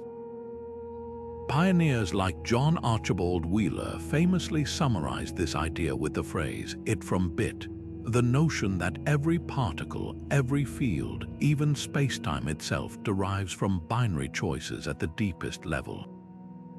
Picture a pixelated universe where the pixels aren't tiny squares of light, but irreducible packets of yes or no questions. In this view, the Big Bang wasn't an explosion of matter, but the moment this cosmic processor initialized, running the first lines of a program that would generate quarks, galaxies, and eventually conscious beings capable of wondering about their origins. The implications ripple through every corner of physics. If information is fundamental, then the laws of thermodynamics aren't just rules about energy, they're constraints on how information can be processed and preserved. Entropy becomes a measure of lost data, and black holes the ultimate encryption devices. Even time's arrow might emerge from the irreversible overwriting of quantum states, like a computer that can't perfectly undo its operations. This perspective doesn't just reshape cosmology, it blurs the line between physics and computation, suggesting that the universe isn't just described by mathematics, it is mathematics in motion.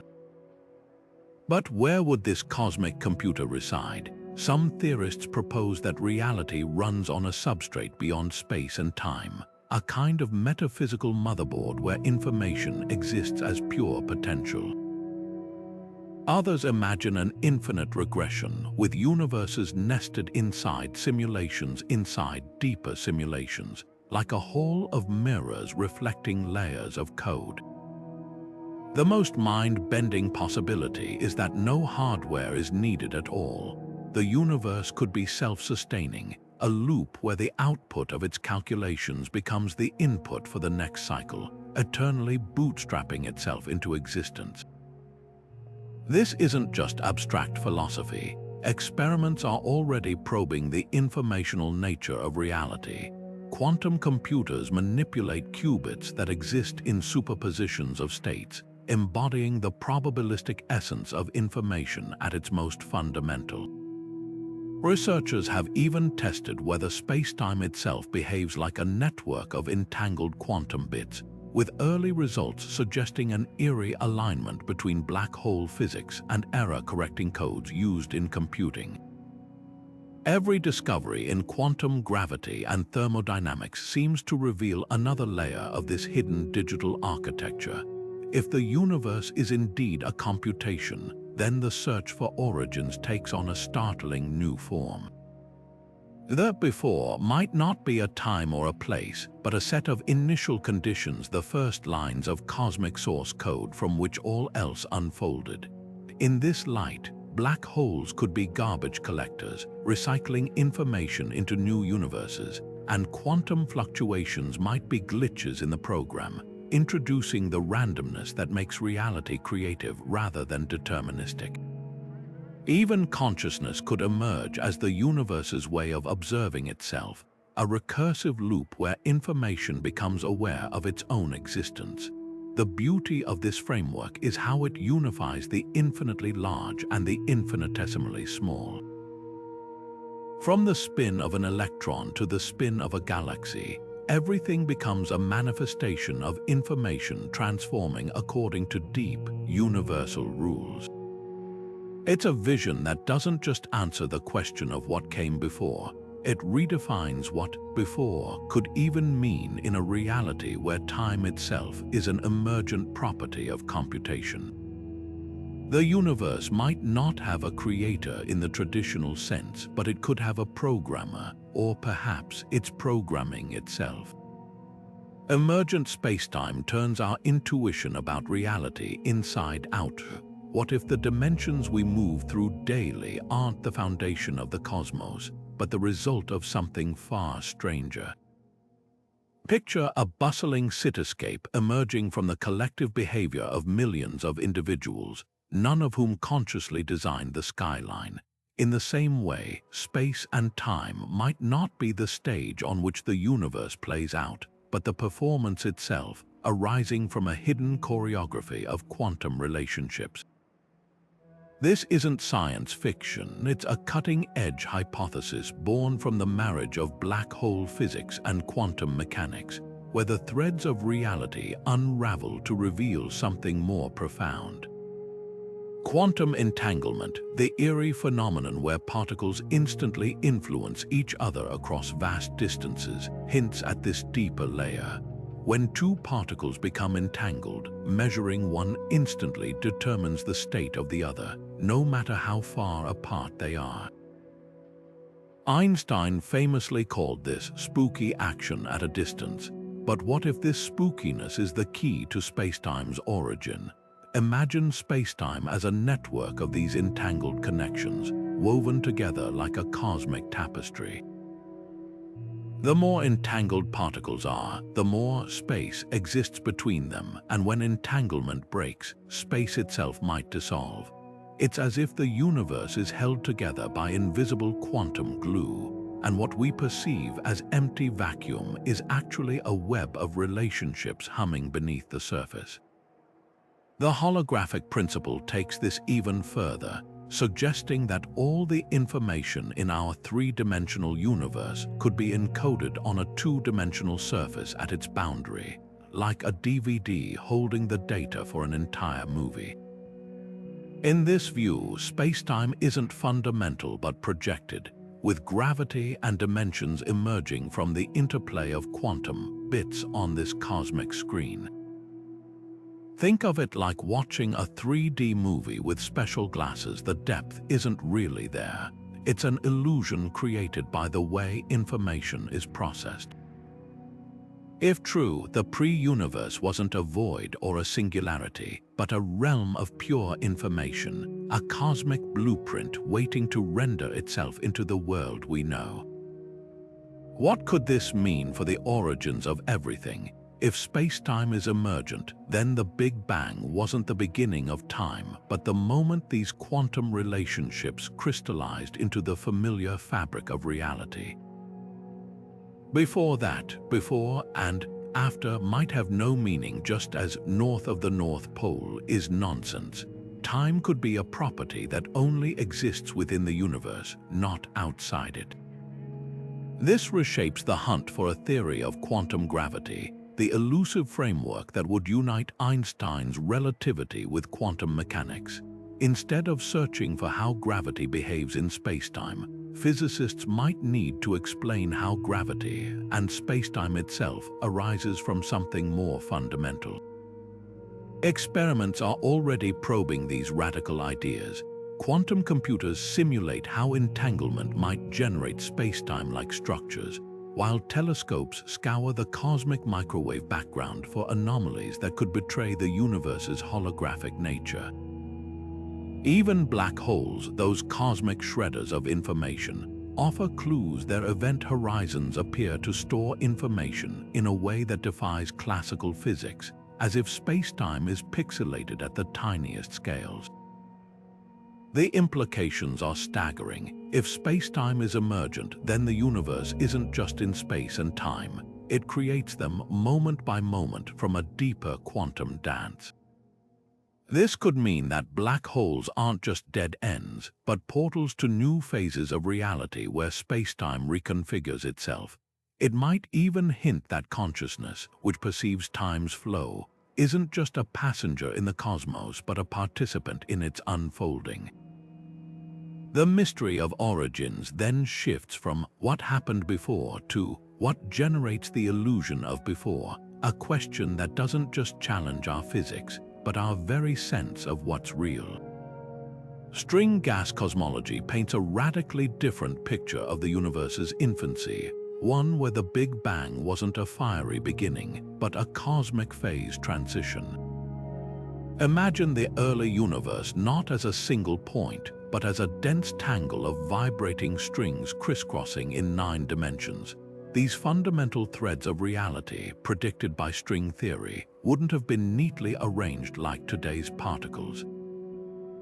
Instead, they'd resemble a chaotic symphony tuning up before the concert begins, with strings colliding, resonating, and exchanging energy in a space so cramped that temperature and pressure reached equilibrium.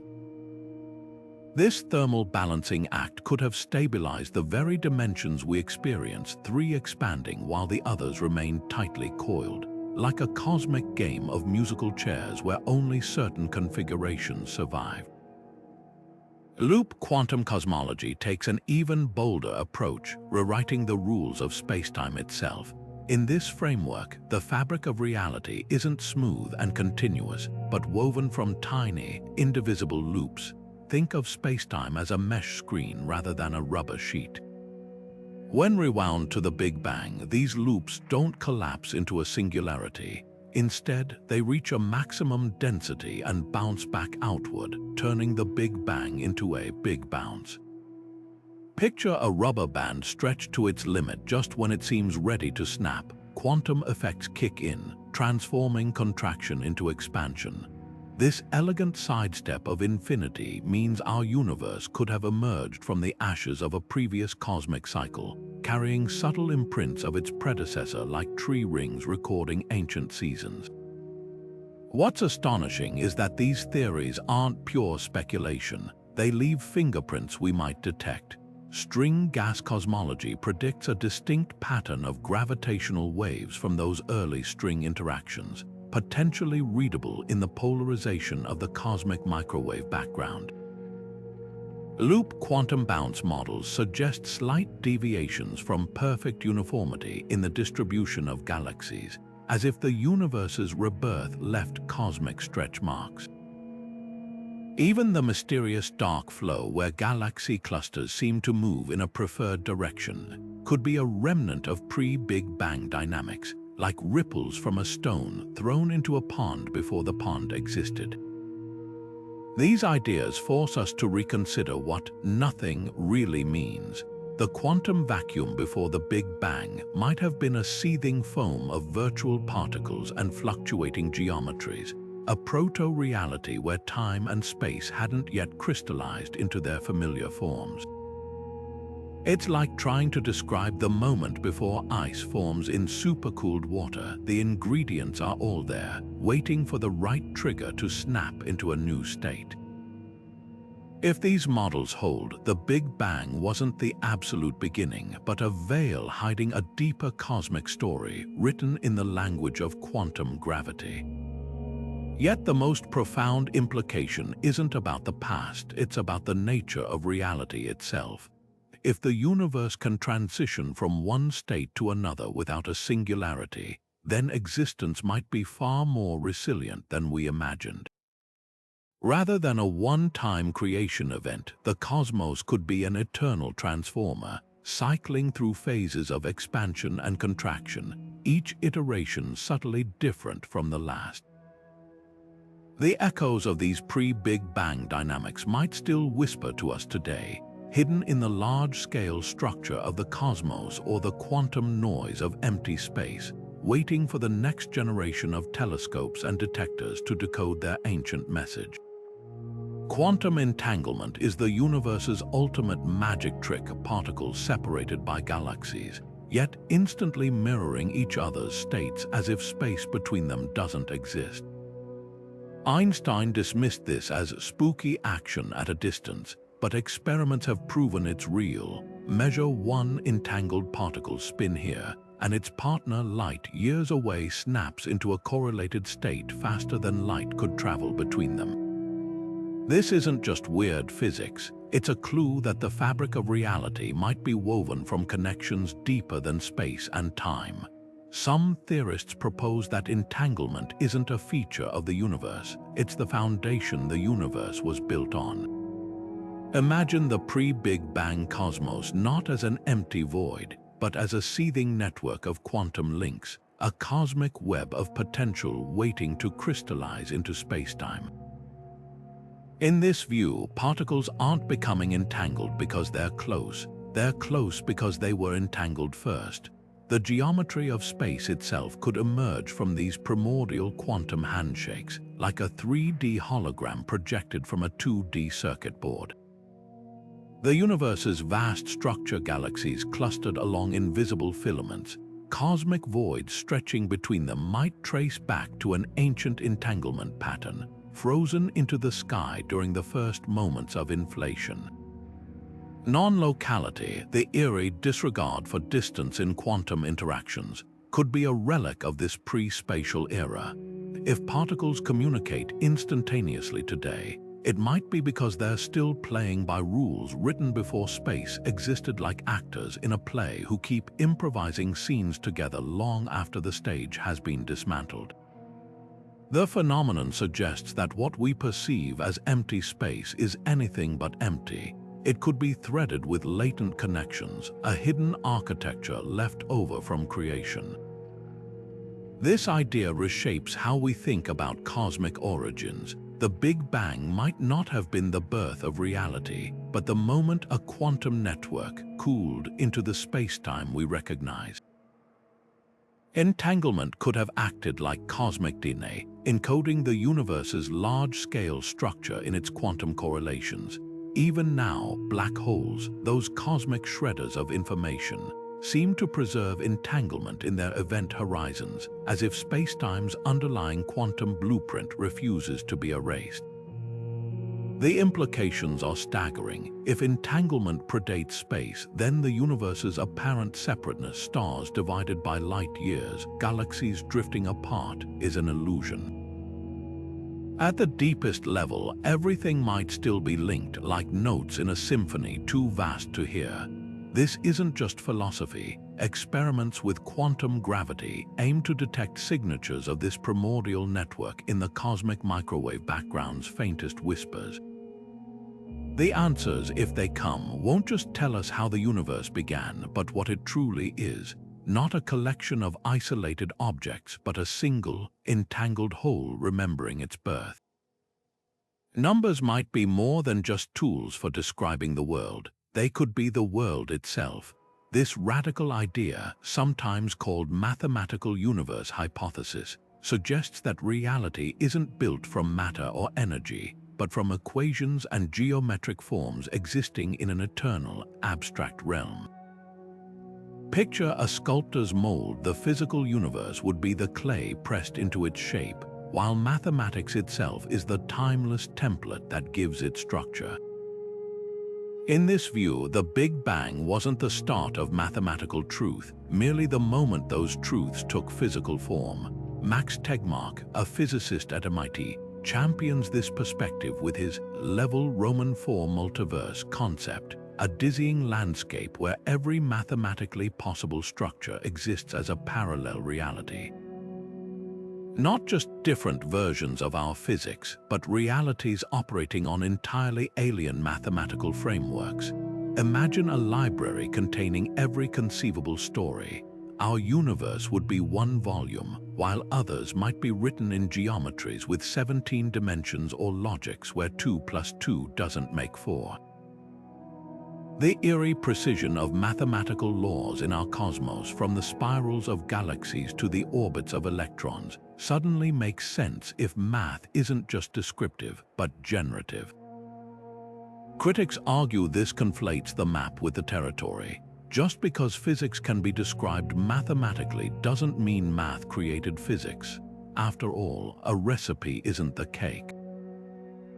But proponents counter with an unsettling observation. Mathematics often predicts phenomena before they're observed.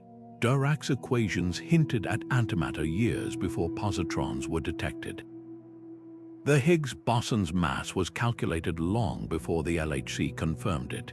It's as if the universe is solving problems mathematicians set before physicists even know to ask them.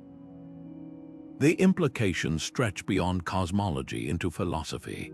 If mathematical structures are fundamental, then consciousness might be their most sophisticated interpreter, a way for the cosmos to perceive itself. Your experience of warmth, color, or love would be how certain equations feel from the inside. Even time could emerge from numerical relationships changing state, like pages turning in an infinite cosmic ledger. Yet mysteries remain. Why do some mathematical structures manifest physically while others don't? What selects which equations become stars and which remain abstract? Some suggest complexity or stability constraints. Others propose a form of mathematical Darwinism where only self-consistent structures endure. The most haunting possibility is that there is no selector, that all mathematical realities exist equally, and we simply inhabit one where the numbers permit our existence. This isn't just academic speculation. If true, it means the search for a theory of everything isn't about discovering nature's rules, but uncovering which mathematical structure we're embedded in. The universe wouldn't have a creator in the traditional sense, but it might have an essence, an eternal, intangible truth waiting to be decoded not in labs, but through the language of symbols and logic. Every time a physicist writes an equation, they might not just be describing reality, they could be reading its birth certificate. Cosmic inflation stretches our understanding of beginnings like taffy. What if the universe didn't just expand rapidly after the Big Bang, but has been inflating eternally, birthing pocket universes like soap bubbles in an endless cosmic froth? The theory of inflation solves some of the universe's deepest puzzles, like why the cosmos appears so uniform in all directions, as if space had been ironed smooth by some unimaginable force. But here's the twist: while inflation explains how our universe took shape, it leaves the why hanging in the void. Imagine a tree growing from a seed. Inflation tells us about the branches and leaves, but not who planted the seed or where the soil came from. Eternal inflation takes this idea even further, proposing that the inflationary process isn't a one-time event but an unstoppable engine, endlessly spawning new universes within a greater multiverse. Picture a pot of water boiling over, not just once but forever, with each bubble representing a self-contained cosmos like ours, each cooling into its own unique physics. In this view, our Big Bang wasn't the beginning of everything, just a local phase transition in an infinite, self-replicating landscape, the mind-bending implication. There might not be a before inflation, because inflation itself has always been a fire that fuels its own flames, with no need for a spark. This reshapes the search for origins in profound ways. If inflation is truly eternal, then the question isn't what caused the universe, but what sustains the infinite. Some models suggest quantum fluctuations in the inflationary field could be the cosmic perpetual motion machine, constantly tipping regions of space into new universes while the greater multiverse expands without end.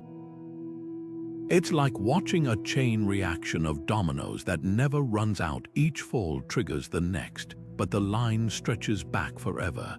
The philosophical ripples are just as staggering. Eternal inflation blurs the line between creator and creation, suggesting the universe might not need an external architect. It could be its own cause and effect, a self-bootstrapping reality where the act of existing generates the conditions for further existence. Think of it like a snake eating its own tail, but on a cosmic scale. This doesn't just challenge traditional ideas of a first cause, it dissolves them entirely, replacing a singular origin with an endless cycle of becoming. Yet mysteries linger. If inflation is eternal, why does our pocket universe have the specific properties it does? Some theorists propose a form of cosmic natural selection, universes with physics conducive to black holes or inflation-producing regions reproduce more prolifically, while others fade into oblivion. In this scenario, we'd find ourselves in a hospitable universe not because of fine-tuning, but because inhospitable ones simply don't last long enough to host observers. It's a Darwinian twist on cosmology, where the multiverse evolves toward fecundity rather than design. The most radical implication: reality might not have a starting point at all. Just as the surface of a sphere has no edge, the cosmos could be a closed loop of cause and effect, with no true beginning or end. Inflation wouldn't be a chapter in the universe's story. It would be the story, an endless narrative where every once upon a time is just another paragraph in an infinite book. The search for origins then becomes not a journey to the past, but a dive into the deep structure of existence itself, where the answers aren't found in a first moment, but in the timeless rules that weave reality from nothing but their own persistence. Thermodynamic asymmetry is one of the universe's most profound puzzles. Why does time have a clear direction, like an arrow flying forward but never backward? The answer might lie in entropy, the measure of disorder that always increases over time. Think of a sandcastle crumbling on the beach. It doesn't spontaneously rebuild itself because nature favors states of higher disorder. Yet here's the mystery: the early universe was astonishingly ordered, like a deck of cards perfectly stacked before slowly shuffling into chaos. This improbable starting point, known as the past hypothesis, suggests that time's arrow wasn't just an accident, it was baked into the universe's first moments. If we rewind the cosmic film, the Big Bang appears as a singularity of near-zero entropy, a state so precise it defies probability. It's as if someone wound up a cosmic clock spring, storing all the potential energy needed to drive galaxies, stars, and life itself into existence. But where did this order come from? Some physicists propose that our universe inherited its low entropy state from a prior phase.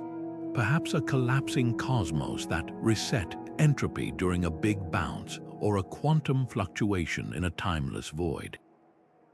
Picture a snow globe settling after being shaken. The flakes drift down into temporary order before swirling back into randomness.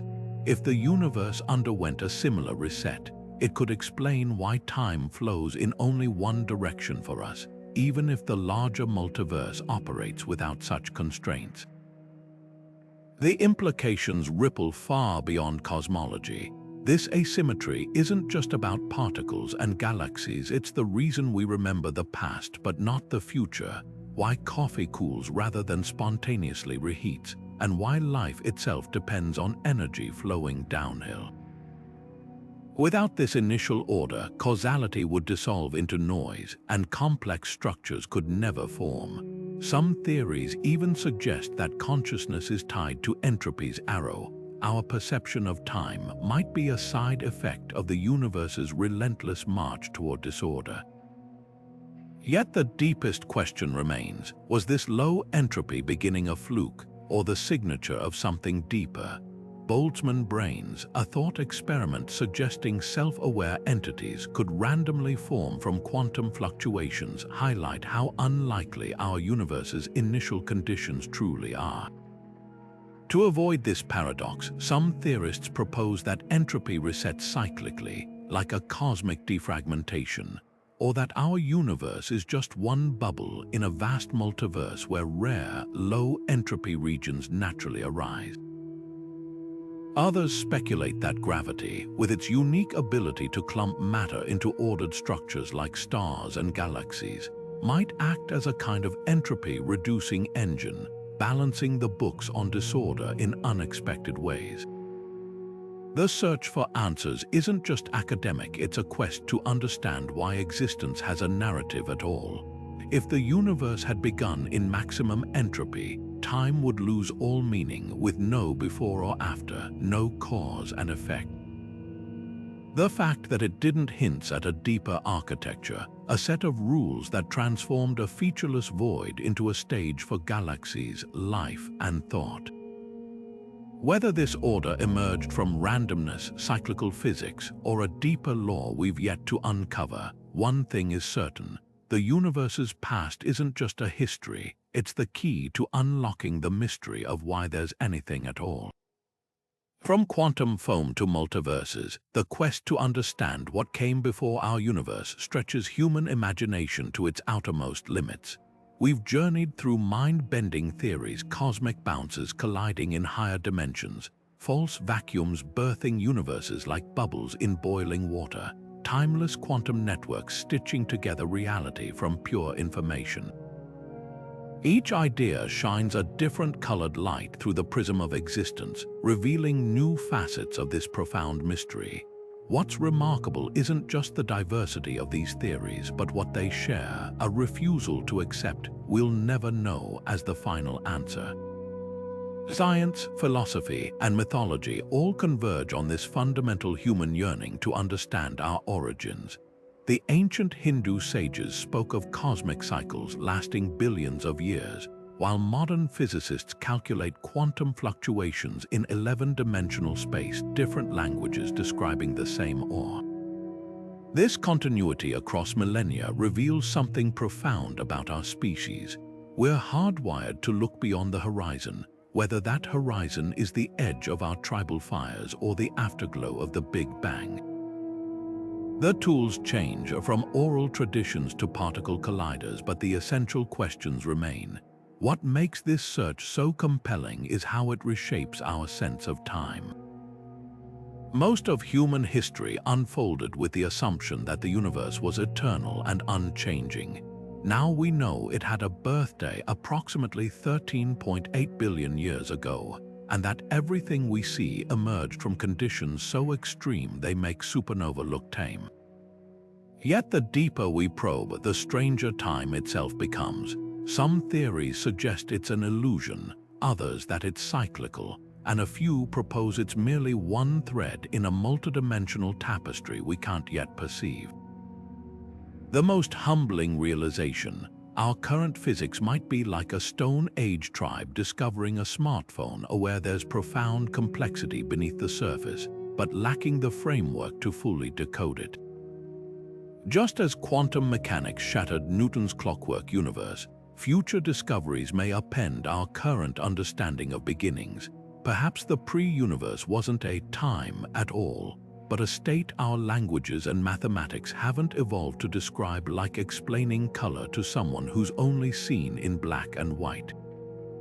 Yet the pursuit matters as much as the answers. Every telescope pointed at the cosmic microwave background, every equation scrawled about quantum gravity, every philosopher's meditation on nothingness. These are more than academic exercises. They're how the universe, through us, contemplates its own origins. Whether through the ordered beauty of mathematics or the intuitive leaps of mythology, we keep mapping the uncharted territory of existence itself. So where does this leave us? Not with definitive answers, but with something equally valuable, a sense of wonder sharpened by knowledge.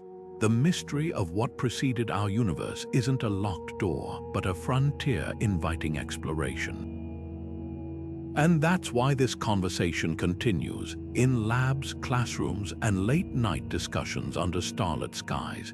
The greatest discovery might still await us, hidden in the next equation, the next observation, the next bold idea that redefines reality once more. Your thoughts on these cosmic mysteries matter. Which theory resonates most? Do you think we'll ever crack this ultimate cold case? The conversation continues below, and the journey certainly doesn't end here. For more deep dives into space's greatest puzzles, make sure to subscribe. Until next time, keep looking up and keep questioning